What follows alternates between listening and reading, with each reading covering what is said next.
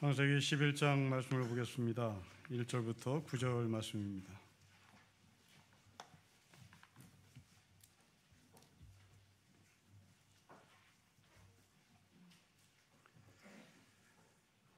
창세기 11장 1절부터 9절의 말씀을 한 절씩 기도하겠습니다.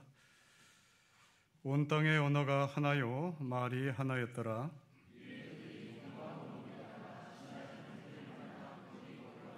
서로 말하되 자 벽돌을 만들어 견고히 굽자 하고 이에 벽돌로 돌을 대신하여 역청으로 진흙을 대신하고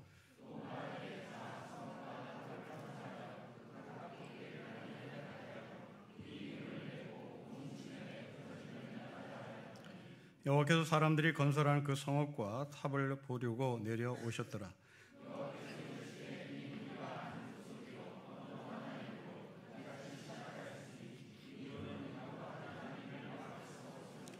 자, 우리가 내려가서 거기서 그들의 언어를 혼잡하게 하여 그들이 서로 알아듣지 못하게 하자 하시고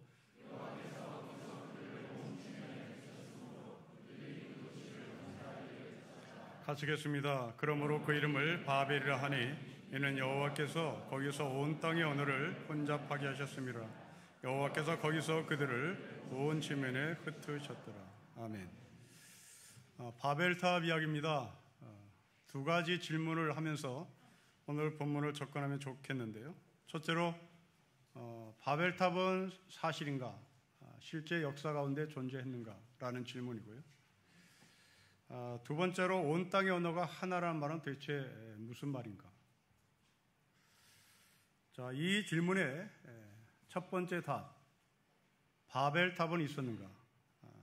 고고학자에 의하면 실제로 존재한 탑으로 정리됩니다. 고고학자들은 이 바벨탑을 지구라트라고 표현을 하지요.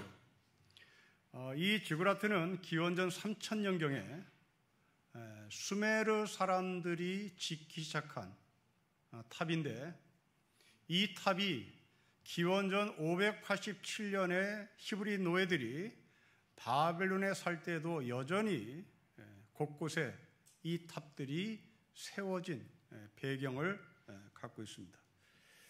이 지구라트는 피라미드 모양인데요. 맨 꼭대기에 신이 거하는 신전이 있었고 그 신전의 지킴이로 여자 사제를 보냈습니다. 그러니까 지구라트 맨 꼭대기에 신전을 세워놓고 신이 방문했다는 말은 여자 사제가 그 신을 맞이한다는 얘기고 그 여자 사제가 신과 교접을 해서 신의 형상을 가진 아이를 탄생시킨다는 그런 이야기쯤 되겠습니다. 기원전 400년경에 역사학자였던 헤로도토스라는 사람이 있는데요.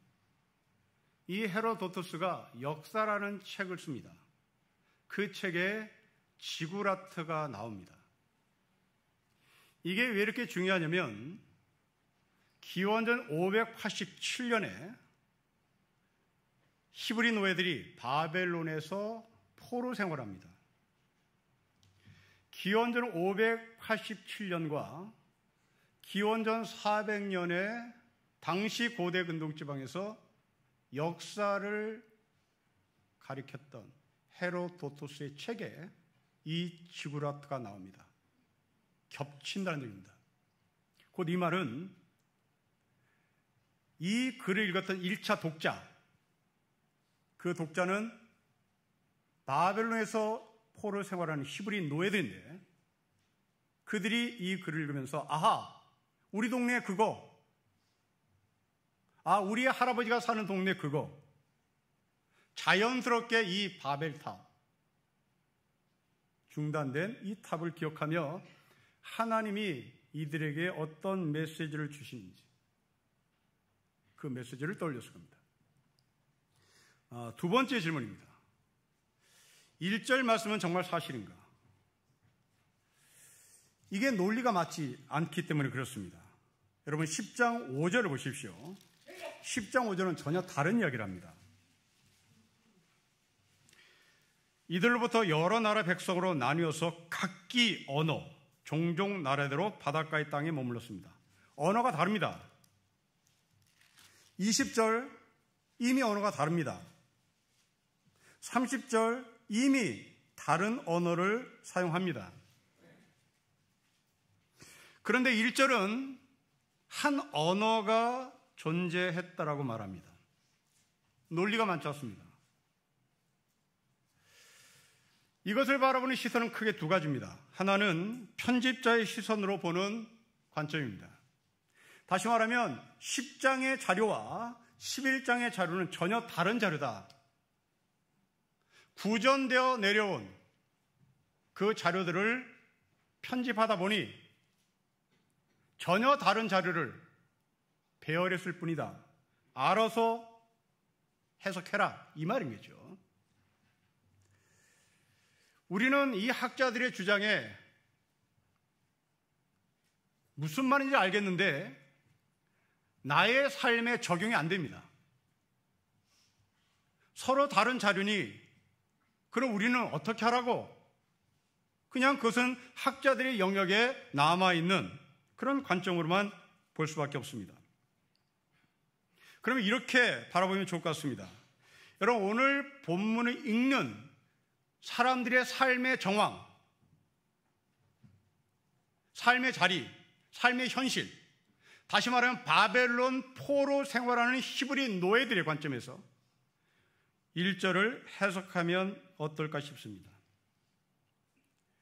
자, 이 글 읽는 1차 독자는 거듭 말씀드리지만 바벨론 포로 생활하는 히브리 노예들입니다. 히브리 언어를 갖고 있었던 사람들입니다. 70년 동안 포로 생활하던 이 히브리 노예들이 점점 자신들의 문화, 자신들의 종교, 심지어 자신들의 언어가 사라지고 잊혀집니다. 우리는 이 경험을 일제강점기 36년 동안 톡톡히 했습니다. 일제 36년의 강점기 동안 우리는 우리의 언어를 사용하지 못하겠습니다. 우리의 이름도 사라졌습니다. 서울 시내 도로 이름도 다 일본식으로 바뀌었습니다. 지금도 그 이름이 조선 언어로 복구되지 않은 채 일본의 이름으로 그대로 존재하는 이 땅의 도로 이름들이 많습니다.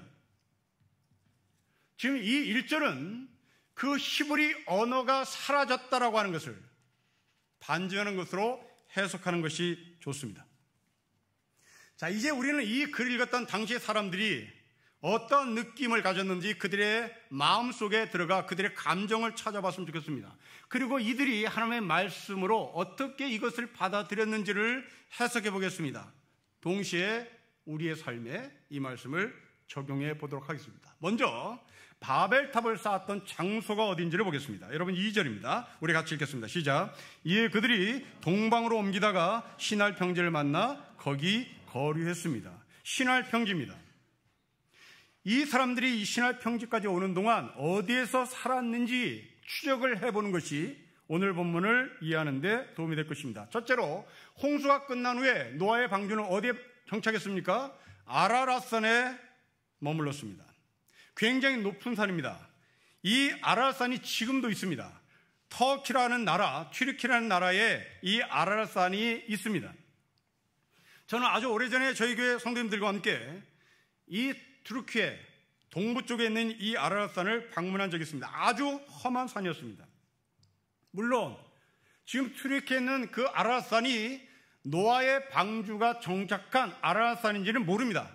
우연의 일치일 것입니다. 고고학자들은 그 아라랏산이 노아의 방주가 정박한 아라랏산이라고 결론을 내리지 않았기 때문입니다. 거기에 정박했던 이 노아의 사람들이 10장에 동서남북으로 흩어졌다라고 기록을 합니다. 동서남북에 흩어졌다면 이들의 삶의 환경은 다 달랐을 겁니다. 누구는 평지에서, 누구는 산악지대에서, 누구는 넉넉한 곳에서, 누구는 결핍된 곳에서, 누구는 편하게, 누구는 고통스럽게 살았을 것입니다. 그러던 중에 소문 하나가 들려옵니다.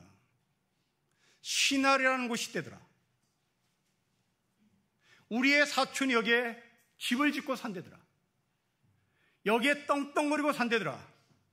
그 신할로 가자, 신할로 가자. 신할 드림이 생기기 시작했습니다. 아메리칸 드림을 꿈꾸고 미국에 갔던 사람들, 그들은 미국에 있는 소문을 듣습니다. 20시간을 운전해도 평야더라. 20시간을 운전해도 산이 보이지 않는 데더라. 거기에 밀을 심고 거기에 옥수수를 심고 거기에 농사를 지면 대박이 다 터진 데더라. 이 꿈들이 바로 아메리칸 드림을 싹 키우는 능력이었고, 우리나라 사람들은 길을 쓰고 미국으로 간 것입니다. 코리안 드림을 안고 동남아 젊은이들이 한국으로 오는 꼴과 똑같습니다. 당시의 사람들이 신할 드림을 꿈꾸고 동쪽으로 그들의 발걸음을 움직이기 시작합니다. 마침내 이 신할 평야에 도착한 사람들은 자기네들이 들었던 소문 그대로 이 땅은 기회의 땅이 맞았다는 것을 고백합니다. 정말 그러한지 성경은 말하지 않습니다. 그런데 말합니다. 여러분 10장 8절부터 12절 보십시오. 과연 신할 땅이 기회의 땅인지를 보겠습니다. 10장 8절부터 12절의 말씀을 제가 읽겠습니다. 구스가 또 니므롯을 낳았으니 그는 세상의 첫 용사라. 그가 여호와 앞에서 용감한 사냥꾼이 되었으므로 속담에 이르기를 아문은 여호와 앞에 니므롯같이 용감한 사냥꾼이다 하더라. 그의 나라는 신할 땅의 바벨과 에렉과 악각과 갈레에서 시작됐으며 그가 그 땅에서 아스로 나가서 니네와 르호보딜과 갈라와 12절 같이 읽겠습니다. 시작. 및 니네와 갈라 사이에 레센을 건설했으니 이는 큰 성읍입니다. 여러분 니므롯에 집중해 보십시오. 신할 땅 바벨에 살고 있었습니다. 이 사람의 직업은 사냥꾼입니다. 그런데 사냥꾼이 했던 이 니므롯이 직업을 그만둔 것으로 보입니다. 이유는 12절 때문입니다. 건설 성읍입니다. 사냥꾼에서 건물주로 바뀌었습니다. 늘 해외 출장만 다니던 사람이 나 사표를 내고 분당에 건물 샀어, 분당에 건물 지었어 하고 자기 인스타그램에 올린 꼴이 된 겁니다. 여러분 사냥꾼이라면 집을 지어서는 안 됩니다. 장막을 옮겨 다니며 짐승을 잡는 사람입니다. 그리고 사냥꾼은 산으로 들로 다녀야 되는 겁니다. 그런데 이 사람이 건설을 합니다. 성읍을 짓습니다. 우리 언어로 얘기하면 지방에서 서울로, 서울에서 강남 상구로 옮긴 사람이 니므롯이라는 말입니다. 자, 이러고 보니 니므롯과 겹쳐 보이는 사람이 있습니다. 그 사람은 가인입니다. 가인의 직업은 목축업입니다. 이 목축업자가 목축을 그만둡니다. 성을 쌓습니다. 그 성의 이름을 자기 아들 에녹이라는 문패를 갖다 붙입니다. 이 에녹이 자기 이름을 걸었던 그 성은 에덴의 동쪽입니다. 오늘 본문을 다시 보십시오. 11장 2절입니다. 동쪽 나옵니다. 동방으로 옮겨 해가 뜨는 곳입니다. 하나님이 계신다고 여기는 고대시대의 문화입니다. 가인도 동쪽에, 니므롯도 동쪽입니다. 부러웠죠. 가인이 부러웠고 니므롯이 부러웠습니다. 여러분들의 친구 인스타그램을 보는 것과 방불합니다.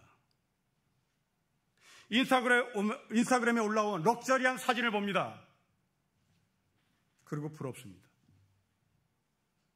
이전에 니므롯의 인스타그램은 짐승 잡는 터프한 모습, 짐승을 잡았다 자라하는 모습. 그러나 어느새 그 푸사가 내려갑니다.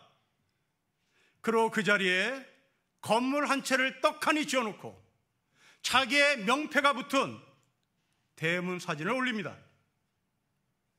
그 다음 장에는 또 다른 건물을 지금 올리고 있는 사진을 보여줍니다.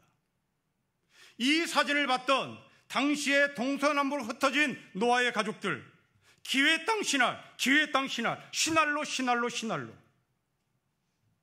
서울로 서울로 서울로, 서울도 부족하다 강남상구로 강남상구로 외쳐 마침내 이들은 강남상구에 도착을 했습니다. 그런데 현실은 녹록지 않았습니다. 이 땅이 기회 땅은 맞았지만 모두에게 그 기회가 주어진 것은 아닙니다. 3절과 4절이 그것을 말합니다. 여러분 3절과 4절 우리 같이 읽겠습니다. 시작. 서로 말하되 자 벽돌을 만들어 견고히 굽자 하고 이에 벽돌로 돌을 대신하여 역청으로 진흙을 대신하고 또 말하되 성읍과 탑을 건설하여 그 탑 꼭대기를 하늘에 닿게 하여 우리 이름을 내고 온 주변에 흩어짐을 면하자고 말합니다. 여러분 3절과 4절을 분석해 보십시오. 두 종류의 사람이 나옵니다. 여러분 3절은 누굽니까? 노동자입니다. 벽돌을 찍어낸 사람, 벽돌을 굽는 사람, 진흙을 대신해서 역청을 바른 사람. 그런데 4절을 보십시오. 이름을 내고 싶은 사람, 사용주들입니다. 3절은 노동자라면 4절은 노동자들을 고용하는 사용주입니다. 여러분 이 그림은 우리가 출애굽에서 그대로 만납니다. 벽돌을 굽었던 사람들 히브리 노예들입니다. 그리고 이 벽돌을 굽도록 지시하고 명령한 사람들, 그들은 애굽의 바로입니다. 그 바로는 히브리 노예들에게 애굽의 국고성을 만들라고 지시합니다. 그 국고성은 히브리 노예들하고 아무 관계가 없습니다. 그 국고성은 바로를 위한 성이었습니다. 그 바로를 위한 성을 쌓기 위하여 히브리 노예들이 동원됩니다.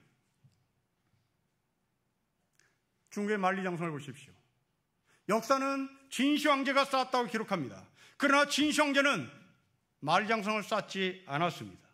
진시 황제는 벽돌을 구워본 적도 없습니다. 진시 황제는 바위를 패본 적도 없습니다. 그 모든 것들은 당시의 노예들이 했습니다. 그런데 역사는 노예들이 만리장성을 지었다고 말하지 않습니다. 진시 황제가 지었다고 말합니다. 여러분 이 사람들이 바로 애굽의 국구성을 쌓았던 바로 같은 사람입니다. 딸아이가 미국에서 주워들은 이야기를 우리들에게 해주었습니다. 40년 전에 30년 전에 샌프란시스코로 아메리칸 드림을 꿈꾸며 이주했던 사람들, 그들은 지금도 여전히 집을 장만하지 못한 채 월세를 내고 살면서 이제 나이가 70이 됐고 80이 되었습니다. 그런 사람들이 많다고 하죠. 그런데 2년 전에 미국에 이민 온 젊은이들, 그들은 30억짜리 집을 장만했다, 20억짜리 집을 장만했다. 아주 자연스럽게 소수의 사람이 아니라 대다수의 사람이 그런 이야기를 하는 이야기를 들었습니다. 여러분, 미국에서 2년 전에 정착을 하고 살았다면 크레딧이 없습니다. 크레딧이 없다는 말은 은행에 대출을 받을 자격이 없다는 얘기입니다. 대출을 한다 하더라도 어마무시한 이자를 감당해서 포기를 해야 되는 겁니다. 그런데 2년 전에 미국에 정착을 한 이 젊은이들이 그 무시무시한 샌프란시스코라는 곳에 30억짜리 집을 터크니 어떻게 살 수 있을까요? 집에서, 서울에서 보내준 돈이겠죠. 3절과 4절은 바로 그렇게 혼재되어 있는 사람들입니다.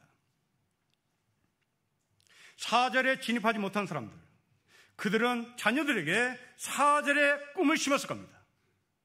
네 이름 탑을 쌓아, 그리고 이름을 붙여라. 자, 왜 사람들은 이렇게 사절을 강요했을까요?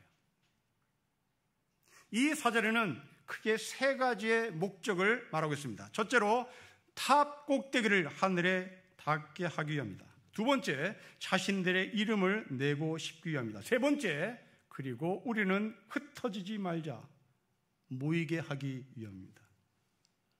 무슨 말인지는 알겠습니다. 그런데 정확한 의미가 잡히지 않습니다.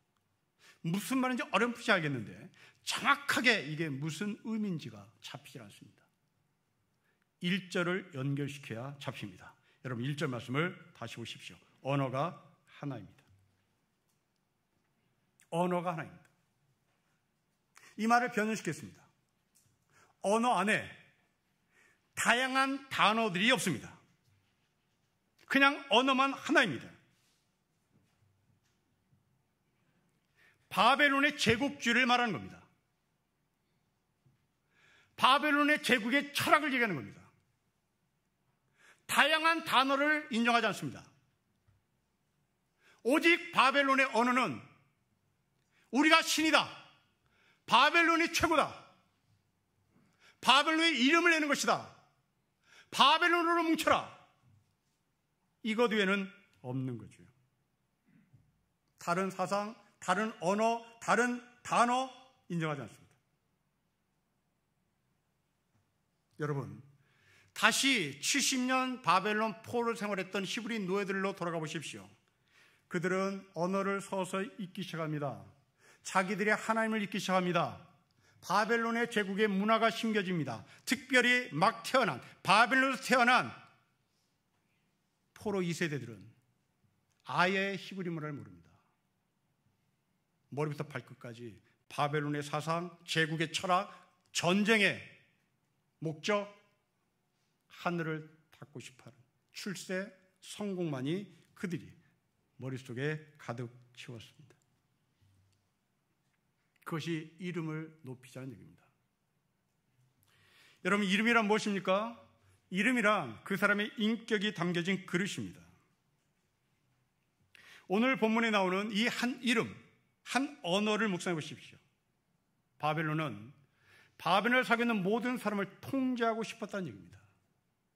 한 언어로 다른 생각을 하지 못하도록 강하게 밀어붙인 겁니다.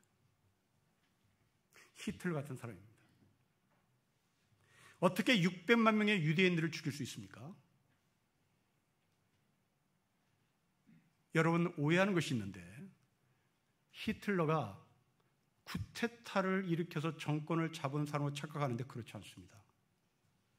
히틀러는 독일 국민이 선출한 선출직 리더입니다. 독일 국민이 한 표 한 표 국민투표에 붙여서 선출된 리더입니다. 왜 이런 사람에게 독일 국민들은 많은 표를 던졌을까요? 게르만, 세계에서 최고의 우월한 존재들, 우리를 넘보는 것들 죽이자. 그 중에 우리를 가장 넘보는 자들이 있다. 유대인이다. 죽여라. 현대판 바벨론입니다. 여러분, 이런 삶을 산 성경의 한 인물을 소개하고 싶습니다. 이번 주 새벽기도 본문에 나오는 인물인데요. 이름이 시몬입니다. 직업은 마술사입니다. 이 사람이 베드로와 요한에게 찾아갑니다. 그리고 돈을 내밀어요. 부탁합니다. 나에게 당신들이 갖고 있는 성령을 파시오. 이 사람이 성령을 사고 싶었던 이유를 성경은 밝힙니다. 권능을 받고 싶었습니다. 권능. 이 권능이라는 단어를 여러분들은 잊지 마셔야 됩니다.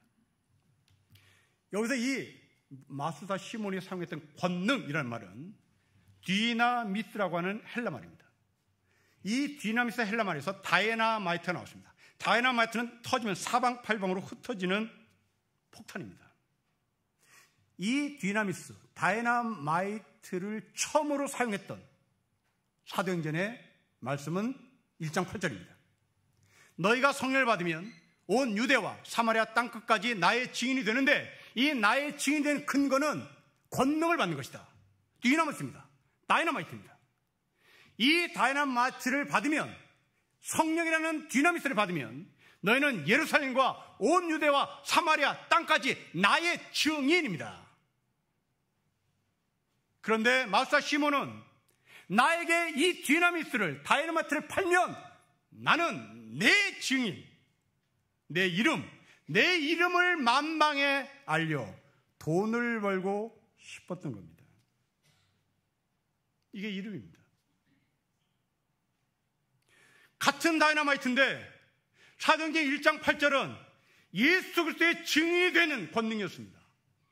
그러나 마술사 시몬이 원하는 권능은 예수의 증인이 아니라 내 이름을 높여, 내 이름을 사방팔방으로 흩어지게 만들어 내가 돈을 벌고 싶었던 겁니다. 자, 이렇게 분석해 보니 바로 우리가 보입니다. 내 이름을 높이는, 바벨탑을 쌓는 우리. 여러분, 6.25 전쟁 중에 혁혁한 공을 세운 우리나라 사성 장군이 있습니다. 이 사람이 일제강점기 때 간도에 세운 일본군 관동군의 장교로 재직을 했던 사람입니다. 이 사람이 일제강점기 때 일본식 이름으로 창씨 개명을 하는데, 그 사람의 이름이 일본식으로 시라카와 요시노리라는 이름으로 개명을 합니다. 우리는 이 사람의 이름이 무슨 의미인지 잘 모릅니다. 알고 나면 대단히 충격입니다. 시라카 요시노리, 처음 듣죠. 이 사람이 누구냐면, 상해에서 윤몽길 의사가 도시락 폭탄을 던졌을 때 그 폭탄에 맞아 죽은 상해 군 사령관이 시라카 요시노리입니다. 자신이 일본 사람이 되고 싶어 창씨 개명을 했던 우리나라의 사성 장군은, 나는 윤동길이가 때려잡은 시라카 요시노리가 나의 우상이다, 나의 이름이다. 그 사람 머릿속에는 조선어가 없습니다. 그 사람에게는 한국 이름이 없습니다. 그 사람 머릿속에는 오직 일본 이름만이, 그것도 시라카 요시노리가. 이게 바벨탑을 쌓는 당시 히브리 노예들입니다. 뜨끔뜨끔했겠죠. 이 바벨론 포로의 삶을 살던 사람들 가운데 친바벨론, 골수 바벨론, 시라카 요시노리 같은 사람들, 이들이 이 본문을 읽으면서 헉헉댔을 겁니다. 물론 다 그렇게 살지는 않았습니다. 여러분, 인천에 가면 인하대학교라는 학교가 있습니다. 왜 인하대학교인지 아십니까? 인하가 무슨 의미인지 아십니까? 인은 인천을 말합니다. 하는 하와이를 말합니다. 우리나라 처음 외국으로 이민 갔던 우리 할머니, 할아버지들은 하와이로 배를 타고 사탕수수밭에 노동자의 삶을 살았습니다.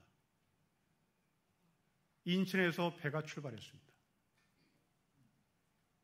하와이 이민 50주년이 되었을 때 사탕수수밭에서 노동자 삶을 살았던 우리 할머니, 할아버지들이 돈을 모았습니다. 우리가 떠나온 인천, 거기에 학교를 세워다오, 우리의 젊은이들을 교육시켜다오, 우리처럼 이렇게 비참한 삶을 살지 않도록 공부시켜다오. 이승만 대통령은 그것을 받아들여 사립학교법을 발의하고 국회를 통과시켜 학교를 세운 학교가 인하입니다. 인천과 하와이를 잊지 말자, 이 말입니다.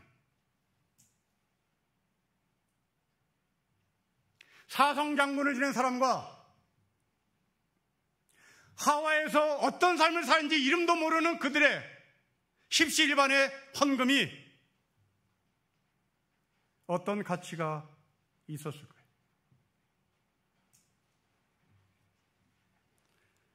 그러면 이것을 우리의 가정으로 옮겨보십시다. 여러분의 가정으로 이 본문을 들고 들어가 보십시오. 우리는 한국어로 대화를 하고 한국어로 대화를 하며 밥을 먹습니다. 여러분의 가정에 식탁에 앉아서 밥을 먹습니다. 한국어로 대화를 하며 밥을 먹습니다. 그런데 여러분, 그 대화 중에 사용할 수 있는 단어는 무엇이며 사용할 수 없는 단어가 무엇인지를 헤아려 보십시오. 한국어를 하긴 하는데 사용할 수 없는 단어, 사용할 수 있는 단어 분류해 보십시오. 우리 아이들은 꿈이 많습니다. 패션도 말하고 싶고 문화도 말하고 싶고 아이돌 이야기도 하고 싶고 시사 문제도 이야기하고 싶고 정치 문제도 이야기하고 싶고 후쿠시마 오염수 이야기도 하고 싶고 막 이야기하고 싶은데 엄마가 아빠가 그만 공부, 그만 취직, 그만 학점 공부, 그만 시집, 그만 장가.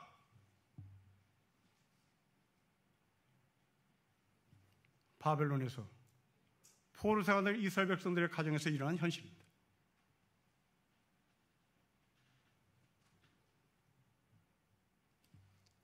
한 대학생이 강남의 대치동에 중학교 여학생을 과외를 할 때 들었던 이야기입니다. 이 아이, 중학교 2학년 여학생, 스마트폰 없습니다. 집에 와이파이 안 됩니다. TV 없습니다. 뭘 말할까요?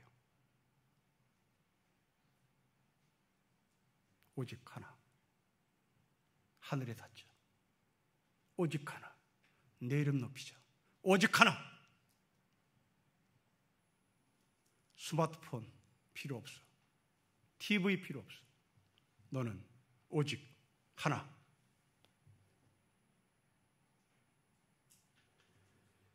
자본주의에 살고 있는 우리는 어떻습니까? 기승전돈.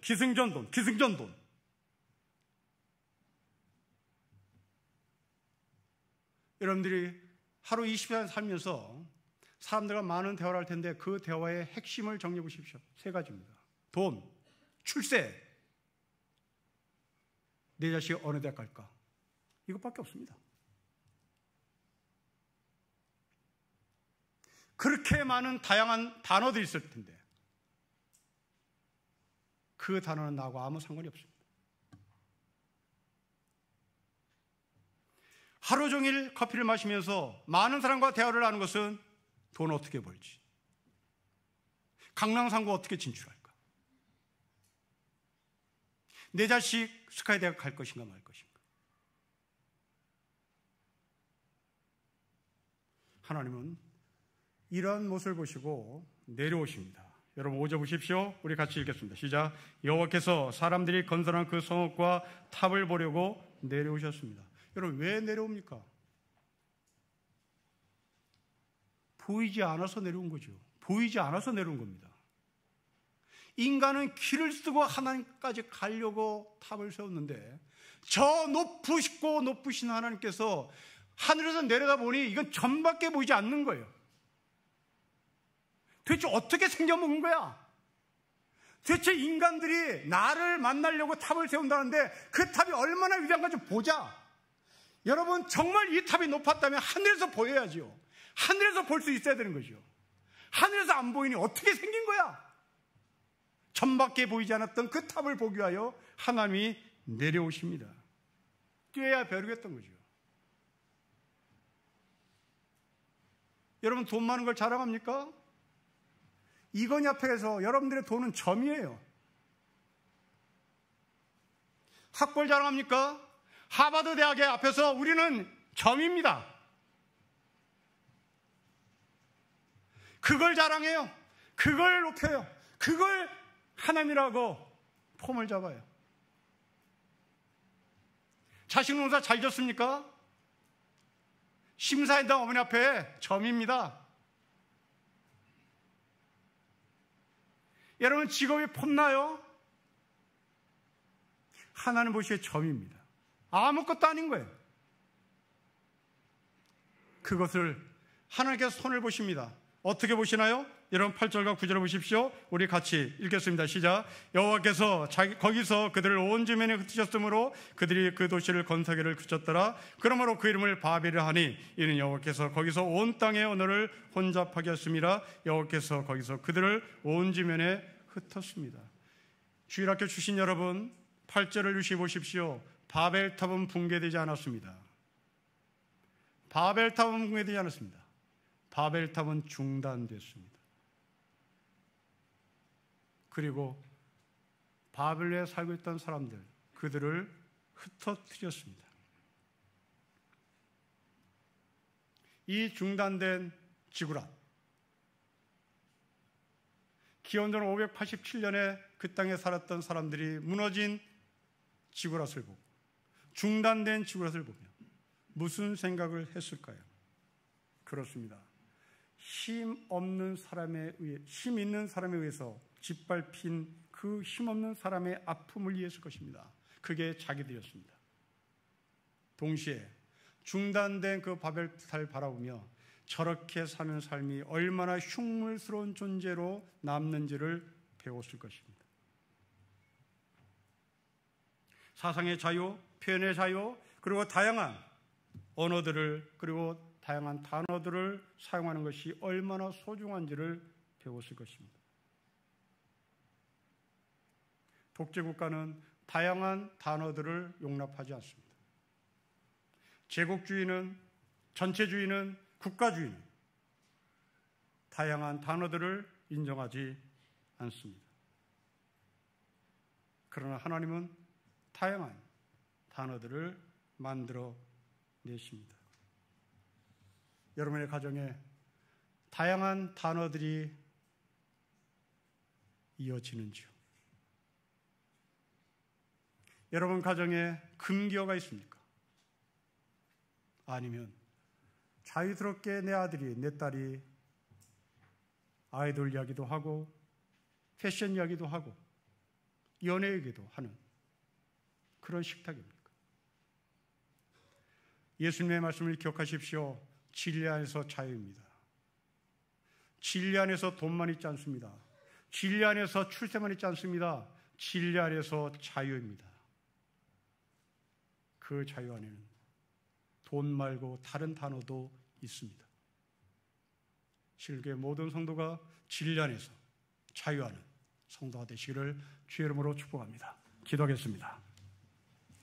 하나님 아버지, 바벨탑이 중단됐습니다. 흉물스럽습니다. 자기의 이름을 드러내려고 노동자들을 짓밟았던 당시의 사용주들의 삶이 흉물스럽다고 말씀하십니다. 아버지 또한 다양한 단어들이 구사되지 않은 채 한 언어로만 자기의 이름을 높이고자 했던 삶이 흉물스럽다고 말씀하십니다. 우리의 가정 가운데 흉물스러운 아버지로 남지 않게 해주십시오.